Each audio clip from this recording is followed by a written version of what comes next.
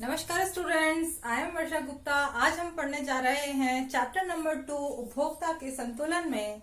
नया टॉपिक है आज का बजट रेखा। बजट रेखा क्या होती है, इससे पहले हम ये समझेंगे कि आखिर बजट होता क्या है।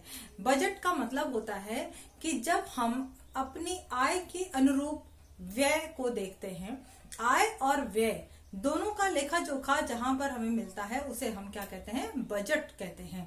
तो बजट की जरूरत यहाँ पर क्या पड़ रही है, क्यों पड़ रही है? क्योंकि बजट का नाम तो आपने सुना होगा, गवर्नमेंट बजट बनाती है, लेकिन अपने घर में भी बजट बनता है और हमारा जो ये बजट का संबंध है वो गवर्नमेंट के बजट से नहीं है, इसी हम जो अपने पारिवारिक बजट बनाते हैं उसी से ही है।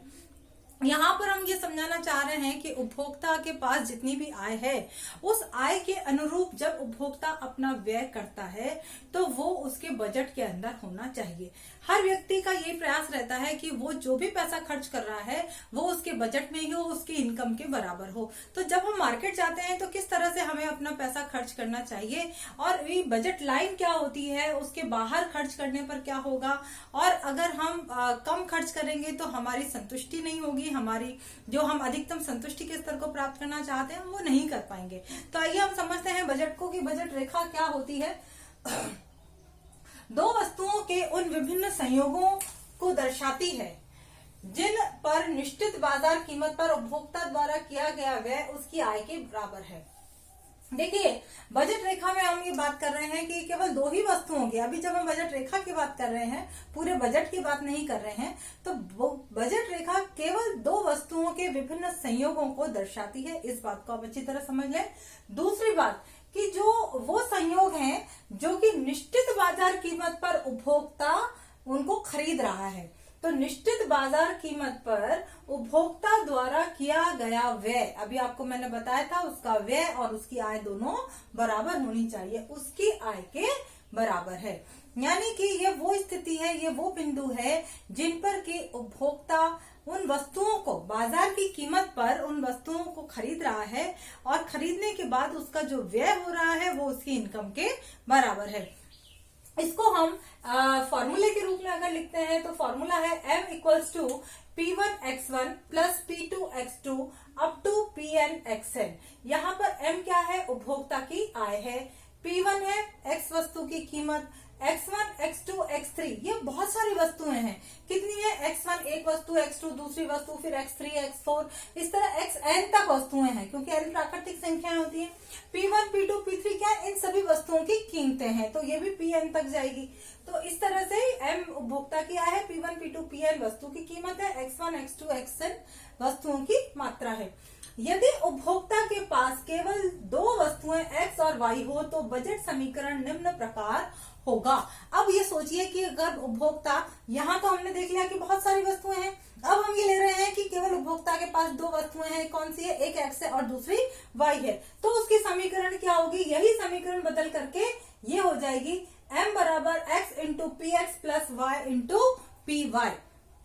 वापस यहाँ पर m उपभोक्ता की आय है, पी एक्स एक्स वस्तु की कीमतें हैं और पी वाई वाई वस्तु की कीमत है, एक्स एक्स वस्तु है, वाई वाई वस्तु की मात्रा है। तो ये हमारा नया समीकरण होगा और यही समीकरण हमारा ज्यादातर प्रयोग में आता है। यही पूछा जा सकता है 1 नंबर के क्वेश्चन में कि बजट रेखा का समीकरण लिखिए।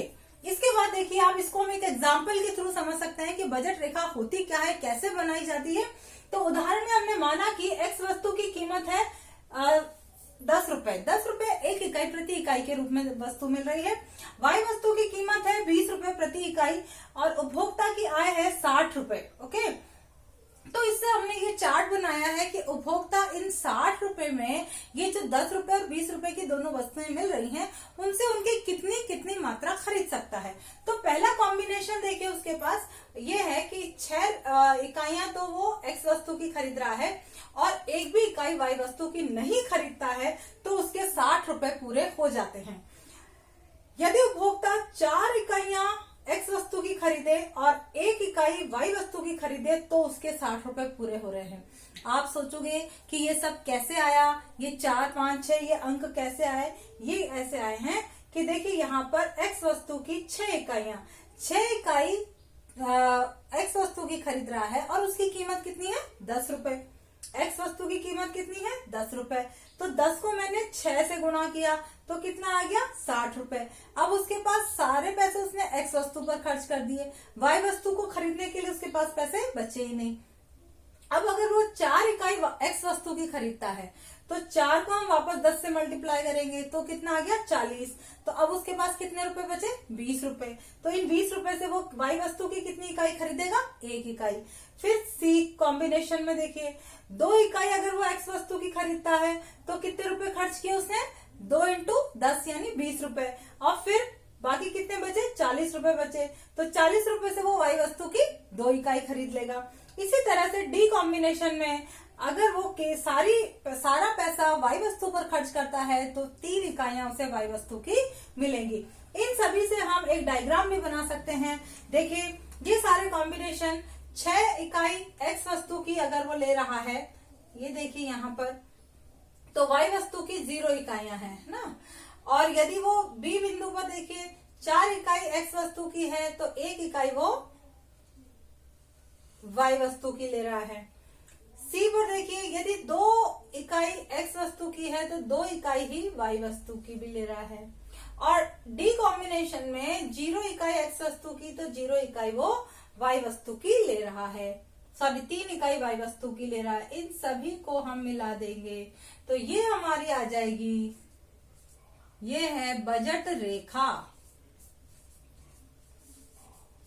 इसको हम बोलते हैं बजट रेखा। और इसको ये जो पॉइंट्स हैं ये 6 और 3 यानी इन दोनों बिंदुओं को अगर हम मिला दें तो ये हमारी बन जाती है बजट रेखा।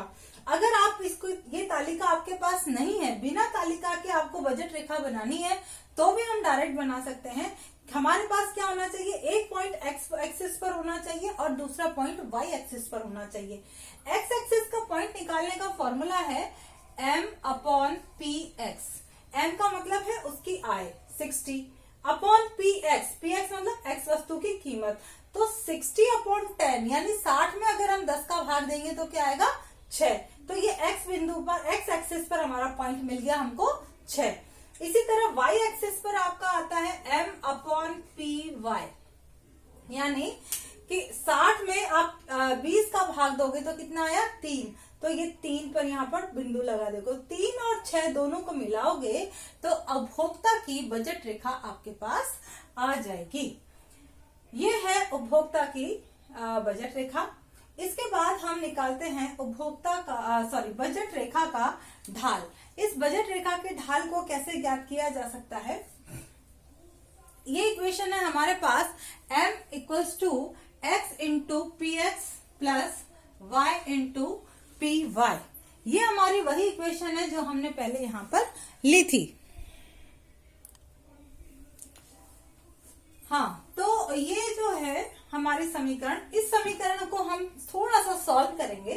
ये जो y वाला हिस्सा है इसको मैं इधर ले आऊंगी, y इंटू पी वाई बराबर m - x into P x.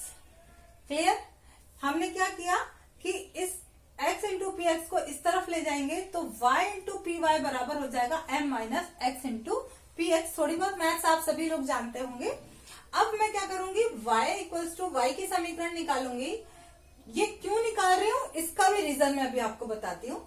y बराबर है m/py minus x minus px/py into y। ठीक है, अब इसके अंदर देखिए सरल रेखा का समीकरण, सरल रेखा का समीकरण, सरल रेखा का समीकरण होता है y = a प्लस by। सरल रेखा का समीकरण होता है a प्लस बी एक्स, है ना, y = a plus B X. ये यहां पर भी हमारा x है। ओके, तो यहां पर देखिए अब इस समीकरण की इस समीकरण से तुलना कीजिए। ये समीकरण हो गई 1 और ये समीकरण हो गई 2। तो समीकरण 1 और दोनों की जब हम कंपैरिजन करेंगे इन दोनों का, तो इसमें a बराबर क्या हो गया, a बराबर है m/py और b बराबर क्या हो गया है, ये माइनस b बराबर है minus P X upon P Y. तो ये जो b है ये ही बजट रेखा का ढाल, ये इक्वल्स टू बजट रेखा का ढाल, ये ही बजट रेखा का ढाल है ना। ये जो b का गुणांक है उसी को हम बजट रेखा का ढाल कहते हैं। इसके बाद एक नेक्स्ट टॉपिक हमारा आता है प्राप्य और अप्राप्य संयोग। बजट रेखा के अंदर कुछ संयोग प्राप्य होते हैं, कुछ अप्राप्य होते हैं। जैसे ये बजट रेखा है, इसको मैंने नाम दे दिया है MN, हमारी बजट रेखा है। और इसके अंदर कई सारे पॉइंट्स हमने आपको नजर आ रहे होंगे, ABCDE, ये बहुत सारे पॉइंट्स हैं। इनमें जो पॉइंट बजट रेखा पर है वो उपभोक्ता निश्चित रूप से अपनी आय के अंदर प्राप्त कर सकता है। जो बिंदु बजट रेखा के अंदर हैं, A, B और C, ये भी उपभोक्ता अपनी आय के अंदर प्राप्त कर सकता है। लेकिन जो बिंदु बजट रेखा के बाहर हैं, E, वो अप्राप्य संयोग के अंदर आते हैं, जिन्हें उपभोक्ता अपनी आय में प्राप्त नहीं कर सकता। आज की वीडियो में इतना ही। कल के वीडियो में इसके आगे के बिंदुओं पर चर्चा करेंगे। Thank you and have a nice day.